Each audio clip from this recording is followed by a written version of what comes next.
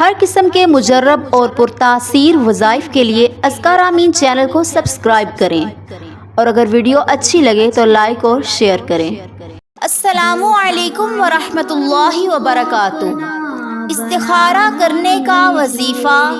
استخارہ جو اللہ رب العزت کی طرف سے امت مسلمہ کو تحفتاً زبان نبوت سے دیا گیا ہے، اس کا بہترین عمل اللہ نے بتایا۔ لوگ لوگوں سے جا کر کہتے ہیں کہ ہمارا استخارہ کر دو، اور یہ بہت غلط عمل ہے، بہت غلط فعل ہے کہ کوئی بندہ کسی کے متعلق استخارہ نہیں کر سکتا۔ لوگوں کا غلط ذہن بن چکا ہے کہ استخارہ کوئی دوسرا کرے۔ یاد رکھیں، نبی صلی اللہ علیہ وسلم نے ہمیں استخارہ کا طریقہ بتایا۔ کہیں بھی کسی حدیث میں نہیں ملتا کہ آپ صلی اللہ علیہ وسلم نے فرمایا ہو کہ مجھ سے استخارہ کرواؤ، یا کسی ایک صحابی نے بھی نبی صلی اللہ علیہ وسلم سے آ کر استخارہ کروایا ہو کہ یا رسول اللہ، میری یا میرے بچوں کی شادی ہے یا کاروبار ہے، آپ استخارہ کر دیں۔ اللہ کے پیغمبر نے فرمایا تم استخارہ کرو۔ استخارہ وہ ہوتا ہے کہ آپ نے دعا پڑھی، دعا پڑھنے کے بعد آپ اللہ کی ذات پہ توکل کر کے وہ کام شروع کر دیں۔ یہ نہیں کہ خواب آنا ضروری ہے، یہ لوگوں کی کہاوتیں ہیں۔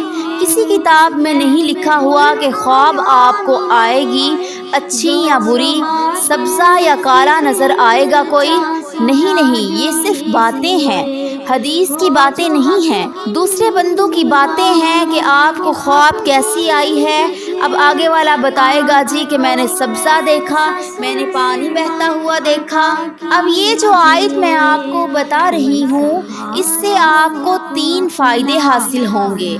اگر آپ سے کوئی چیز گم ہو گئی ہے، آپ اس آیت کو پڑھیں۔ اگر کسی چیز کا استخارہ کرنا ہے، اس آیت کو پڑھیں۔ اگر کوئی آپ کو کام سمجھ نہیں آ رہا، آپ اس آیت کو پڑھیں۔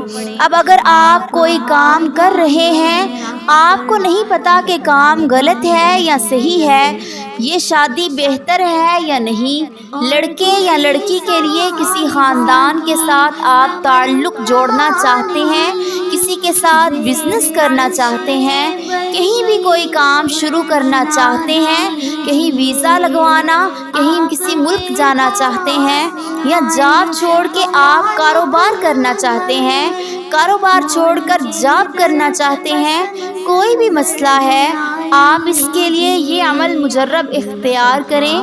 آپ نے سورۃ النحل کی آیت نمبر 77 ہے، اس کا یہ حصہ وَلِلَّهِ غَيْبُ السَّمَاوَاتِ وَالْأَرْضِ، بس اتنا آپ نے رات کو پڑھنا ہے اور 70 بار پڑھ کر دعا کرنی ہے اور سو جانا ہے، لیکن 7 دن تک یہ عمل کریں۔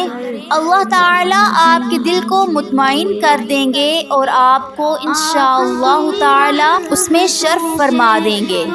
آپ کا اطمینان ہی اس بات کی تصدیق ہے کہ اس کام میں اللہ کی بہتری ہوگی یا یہ کام اللہ چاہتا ہے۔ آپ کی پریشانی اور آپ کا کنفیوز ہونا ہی اس بات کی گواہی ہے کہ اللہ نہیں چاہتا۔ اور اگر آپ کے لیے کہیں جانا نقصان دہ ہے، رشتہ نقصان ہے، بزنس نقصان دہ ہے، تو اللہ اس چیز کے اسباب ہی ختم کر دے گا۔ اللہ آپ کے سامنے ان لوگوں کی اصلیت واضح کر دیں گے۔ آپ کسی کے گھر جاتے ہیں، یہ پڑھتے جائیں، اس کی شخصیت آپ کے سامنے کھل جائے گی۔ کوئی بندہ ہنس ہنس کر آپ کو مل رہا ہے اور وہ دل میں آپ کے بارے میں کیا رکھتا ہے آپ کو نہیں پتا، آپ یہ پڑھ کر اس کے سامنے جائیں، اس کی ہر اصلیت آپ کے سامنے کھل جائے گی۔ لیکن پہلے یہ عقیدہ مضبوط رکھنا ہے کہ علم غیب اللہ کے سوا کوئی نہیں جانتا۔